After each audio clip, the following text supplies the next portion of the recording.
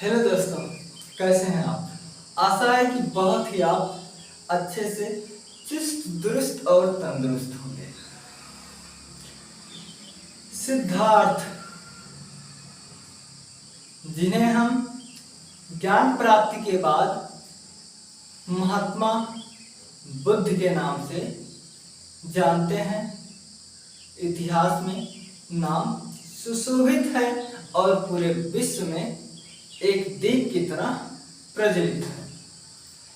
तो क्या है ना कि कोई भी हो, जब दैनिक जीवन में जो क्रियाएं होती हैं हम उसको अक्सर छोड़ देते हैं और उन दैनिक क्रियाओं में जो कुछ महत्वपूर्ण तिथि घटना परिघटना होती है उसको हम लिपिबद्ध करके इतिहास के पन्नों पर अमर कर देते हैं।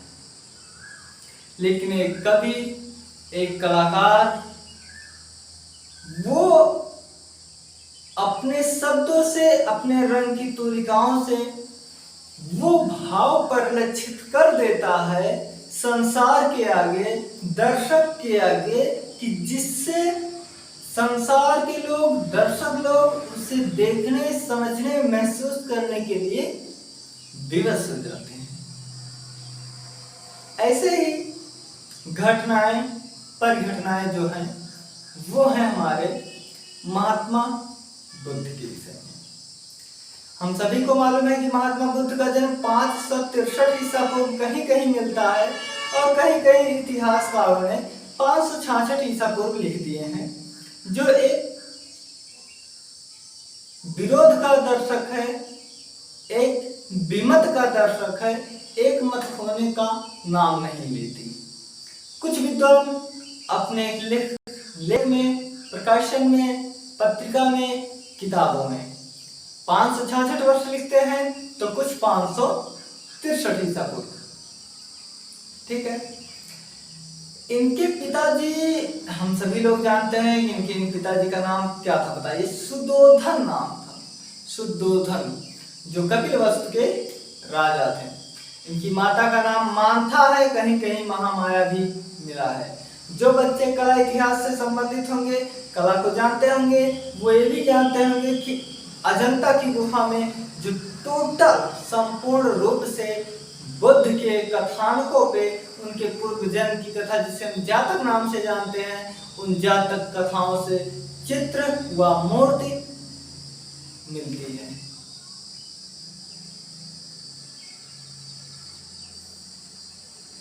जिसका पति, जो पत्नी शाम को अपने पति के साथ सोई हो और सुबह होते वो बिस्तर सोना पाती हो और ये पता चलता हो कि उसका पति कहीं चला गया है उसे छोड़कर, तो जो विरह होती है वो हर कोई नहीं समझ सकता। एक क्षण के लिए, एक पल के लिए सिर्फ और सिर्फ महसूस किया जा सकता है, लेकिन उसकी जो घुटन होती है वो सिर्फ उस स्त्री को पता होता है जिसका पति उसे छोड़ के चला गया। उस पुत्र को महसूस होती है उस पिता की कमी, कि जिसका पिता अपने पुत्र को सोया हुआ छोड़ के चला गया।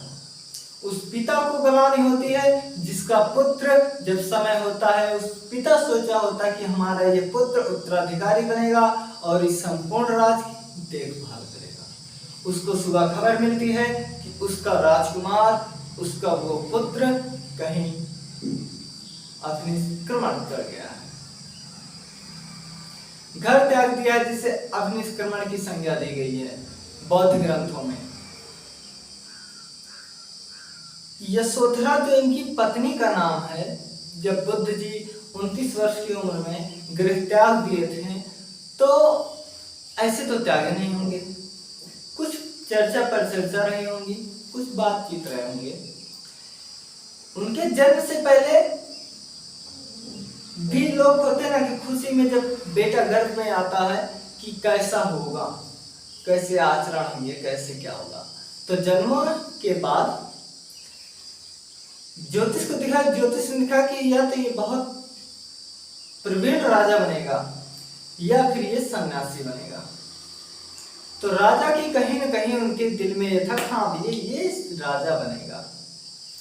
लेकिन वही आकाशवाणी होती है, महामाया के जो है, महामाया की माता जी रहती हैं, उनकी गर्भ में अजंता गुफा में आप चित्र देखेंगे, चित्रित किया गया है कि हाथी महामाया सोई है, उनकी गर्भ में प्रवेश कर रहा है और वो बुद्ध ही है जो हाथी के रूप में है। ठीक है, ज्योतिषी ने बताया, दूसरे ज्योतिषी ने, कि नहीं भैया ये टोटल संपूर्ण रूप से ये सन्यासी होगा। ज्यों ज्यों सिद्धार्थ की तरुणावस्था आती है त्यों त्यों वो ये अलौकिक भौतिक रूपी संसार से विरक्त होने की बात करते हैं। उनके दिल में कहीं न कहीं ये रहता है कि हम इस महल से, ये शान शौकत से हम ज्ञान की प्राप्ति के लिए जाएंगे। और वही ये संसार रूपी माया में, हो सकता है वो अपने पिता से एक बार प्रस्ताव रखे हों कि पिताजी मैं ये राजपाट छोड़कर ज्ञान की प्राप्ति के लिए जाना चाहता हूँ। पिताजी कहेंगे नहीं बेटा ये सब साधु संतों की बात है, ये सब उन लोगों को करने दो, हमारा कर्तव्य है राज्य की रक्षा करना, अपने प्रजा की रक्षा करना, अपने देश की रक्षा करना। तो वो इस सब बातों से टाल दिए होंगे। और जब पति पत्नी अपनी यशोधरा के साथ बैठे होंगे अपने कक्ष में, तो हो सकता है संभवतः कभी ये बात किए हों कि देवी मैं चाहता हूँ कि अलौकिक समाज से हम ज्ञान की प्राप्ति की तरफ जाना चाहता हूँ। रहा होगा उन दिनों जो यशोधरा है उस समय की सबसे खूबसूरत स्त्री थी जिनके साथ सिद्धार्थ का विवाह हुआ था। इसलिए क्योंकि उनके पिताजी सब सुख देना चाहते थे कि हमारा बेटा इसी महल में रहे और वो इसी भौतिक रूपी संसार में रहे और अपने कर्तव्यों का निर्वाह करे। इसलिए उनको हर एक चीज जो हम उस महल में उपलब्ध कराई गई थी। लेकिन महात्मा बुद्ध एक बार जो है बाहर घूमने के लिए देख जाते हैं, तो उन्होंने पहले एक व्यक्ति को देखा, एक रोगी को देखा, ठीक है, और किसे देखा बताओ, और एक सन्यासी को देखा, और किसे देखा, एक लोग को और देखे थे, बताओ, वृद्ध, हाँ ठीक है, हाँ, और उन्होंने, हाँ बिल्कुल सही, ये जो चार चीजें उन्होंने देखी थी उनमें सबसे अच्छा उनको लगा सन्यास। उन्होंने देखा कि ये जो हमारा शरीर है, ये जो हमारा कायाकल्प है, ये सब कुछ एक दिन ऐसा आएगा कि ये जो चेहरा चमकता हुआ है ये झुर्रियों में बदल जाएंगे, व्यक्ति बूढ़ा हो जाएगा, और जब बूढ़ा हो जाएगा तो बीमार हो जाएगा, और जब बीमार होगा तो उसकी मृत्यु हो जाएगी। ठीक है, तो ये चार चीज देखे थे बिल्कुल, एक वृद्ध व्यक्ति, दूसरा रोगी, और तीसरा वृद्ध व्यक्ति, चौथा सन्यासी।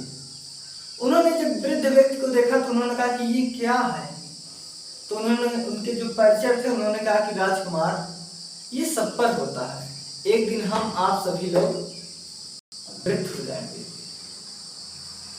फिर और आगे बढ़े, उन्होंने एक रोगी को देखा, बोला कि परिचय ये बताओ ये कौन है, तो उन्होंने कहा कि जब हम बूढ़े हो जाएंगे तो हमारी जो शरीर है नाना प्रकार की बीमारियों से घेर लेगी और हमारा आपका यही दशा होगा। फिर वो बहुत ग्लानि महसूस करते और आगे जाते हैं तो एक शव जाता है, लोग एक मृतक शरीर को लेकर दफनाने के लिए जाते हैं। महात्मा बुद्ध जी पहली बार प्रायः निकले होते हैं अपने महल से, वो पूछते हैं परिचय ये लोग किसे लेकर जा रहे हैं, तो उन्होंने कहा ये जो हमारा शरीर है एक दिन हमारी आत्मा हमारे शरीर को छोड़ देती है और ये लोग ऐसे ले जाकर दफन कर देंगे, जला देंगे। फिर और आगे बढ़ते हैं तो तो उनको एक सन्यासी मिलता है। और जब सन्यासी मिलता है तो पूछते हैं कि ये कौन है, इस गेरुआ रंग वस्त्र में जो साधना में लीन है, ये कौन है? तो उन्होंने कहा कि ये जो तीनों आपने देखा ना महाराज, इन तीनों से छुटकारा पाने का यही एक मार्ग है, ज्ञान प्राप्ति का मार्ग। और जिसे ज्ञान प्राप्त हो जाता है उसे मृत्यु, रोगी, दुख सुख, भौतिक इन सब से कोई मतलब नहीं होता। महात्मा बुद्ध जी को ये चीजें बहुत अच्छी लगी और वो बोले वाह, अब मैं भी संन्यास लूंगा। फिर आए महल में तो आधी रात यशोधरा अपने पति के साथ सोई है, नवजात शिशु है। वो उसे छोड़ के ज्ञान की प्राप्ति के लिए चले गए और अपने ही नगर में भिक्षुक बनकर भिक्षा मांगने। जब भिक्षा मांगने लगे तो चारों तरफ से खबर आने लगी कि राजा का पुत्र राजकुमार भिक्षा मांग रहा है। राजा सर पर हाथ पर चौपट हो गए, इनका राजवाद संभाल रहा है का। फिर वो महात्मा बुद्ध निरंजना नदी के तट पर जाते हैं, वहां पर उनको ज्ञान की प्राप्ति होती है। और ज्ञान की प्राप्ति उनको बौद्ध गया में होती है। गया में होती है, जो वह स्थान पीपल का वृक्ष के नीचे बौद्ध गया नाम से जाना जाता है। फिर उनके पास जब होने लगी चर्चा होने लगा कि बुद्ध को ज्ञान की प्राप्ति हो गई। अब जो भी उनसे मिलने जाता था बुद्धम शरणम गच्छामि हो जाता था। वो अलौकिक भौतिक जीवन को भूलकर उनके धम्म में मिल जाता था। अब राजा भी परेशान, राजा चाहते हैं कि मैं अपने पुत्र से मिलूं। वो संदेश भेजाते हैं, लेकिन जो परिचय लोग जाते हैं वो इससे पहले कि वो शब्द बोले, वो उनके तेज में आकर उन्हीं के धम्म में बुद्धम शरणम गच्छामि हो जाते थे। फिर उन्होंने अपने एक मुख्य परिचय को बुलाया। उन्होंने कहा मैं जानता हूं कि तुम भी जाओगे, बुद्ध के प्रताप में रह जाओगे, उनके उस अलौकिक दिव्य सार में आप खो जाओगे, लेकिन खोने से पहले ये उन्हें बता देना कि उनके पिताजी उनका इंतजार कर रहे हैं। जैसा कि वो भी जाता है, लेकिन वो काम कर देता है, बुद्ध की शरण में जाता है, लेकिन उसे वो बोल देता है कि आपके पिताजी आपका इंतजार कर रहे हैं, वो आपसे मिलना चाहते हैं। बुद्ध जी ने कहा ठीक है, जाएंगे मिलने जाते हैं एक भिक्षुक के रूप में, बुद्ध के रूप में मिलने जाते हैं। राजा कहते हैं कि ये सब क्या कर रहे हो बेटा, इस भौतिक संसार की राजपाट हमारे बात कौन संभालेगा। उन्होंने कहा कि पिताजी हमें आप इन बंधनों में मत बांधो, मुझसे ये सब नहीं होगा। फिर सुदोधन ने कहा कि बेटा अपनी पत्नी से तो मिल लो। फिर उन्होंने अपनी पत्नी को जो है संदेश भिजवाया कि बुद्ध यानी कि उनके पति सिद्धार्थ आए हैं। उसने परिचय से कह दिया कि जाओ बोल दो कि मैं क्यों मिलने आऊं, वो आए हैं तो वो आकर मिले। कितना बड़ा त्याग है सुदोधन का, सॉरी यशोधरा का, कितनी बड़ी त्याग। महात्मा बुद्ध जी जाते हैं तो आप जाते, अच्छा आप सोचो अगर जाते होंगे तो क्या कहे होंगे पहला शब्द, सॉरी यशोधरा गलती हो गई, क्या करूं, मुझे ज्ञान प्राप्त इसलिए मैं तुम्हें अकेला छोड़ के चला गया, सॉरी यार। नहीं ऐसा कुछ भी है नहीं, वो महात्मा बुद्ध थे, वो ऐसा कुछ भी नहीं कहेंगे, वो महात्मा बुद्ध थे। उन्होंने जैसे गए यशोधरा के पास महात्मा बुद्ध जी पहुंचते हैं, वो कहते हैं भिक्षाम देहि, वो उनसे भिक्षा मांगते हैं।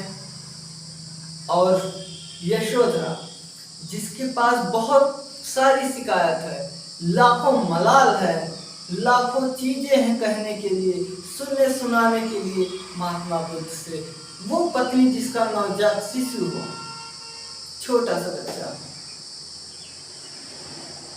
छोड़कर जिसका पति चला जाए, उसको लाखों उत्कंठाएं, लाखों विद्रोहाएं, लाखों शब्दों का क्रमबद्ध रूपी शिकायतें होती।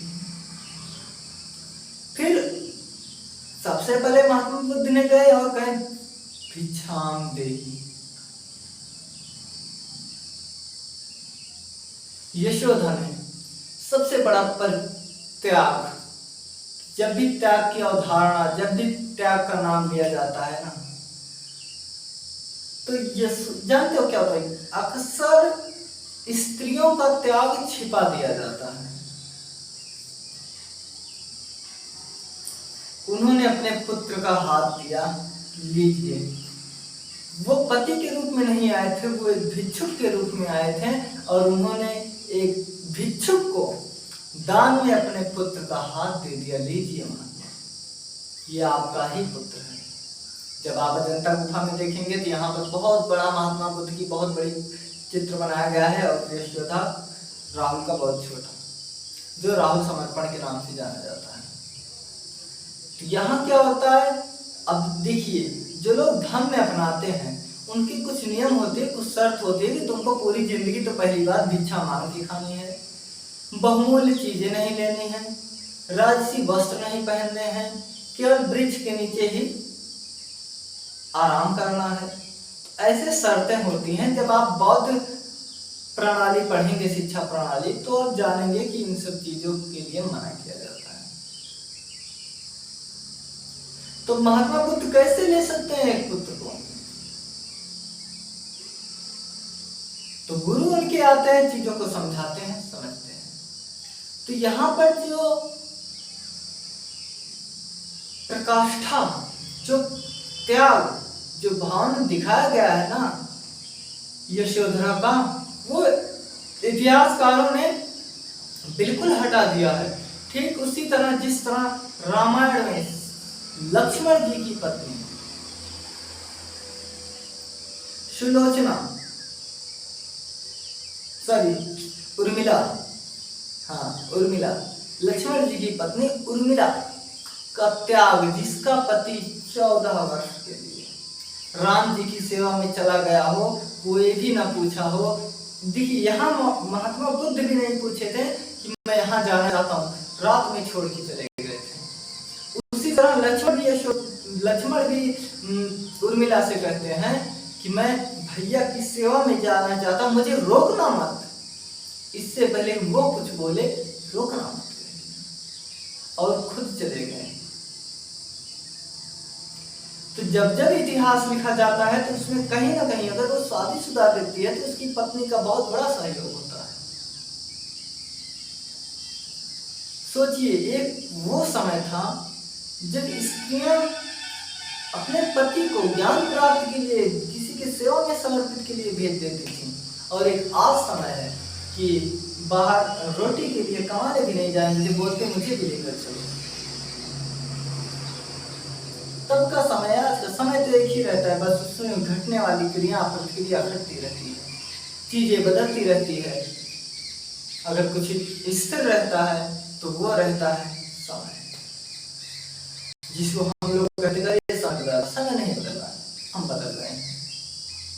तो ये कुछ तथ्य थे महात्मा बुद्ध के विषय में, जो उनकी पत्नी का त्याग के बारे में था। तो कैसे हैं आप? मिलते हैं अगले वीडियो में। Take care. कुछ और जानकारी बची है मैं बता दूं, इनके का जो पालन पोषण की थी, इनके जो साथ रही थी, वो है गौतमी। बिल्कुल, इनका मृत्यु जो है 483 ईसा पूर्व में हो गया था। तो ये कुछ तथ्य हैं महात्मा बुद्ध के विषय में। मिलते हैं अगले वीडियो में। Take care.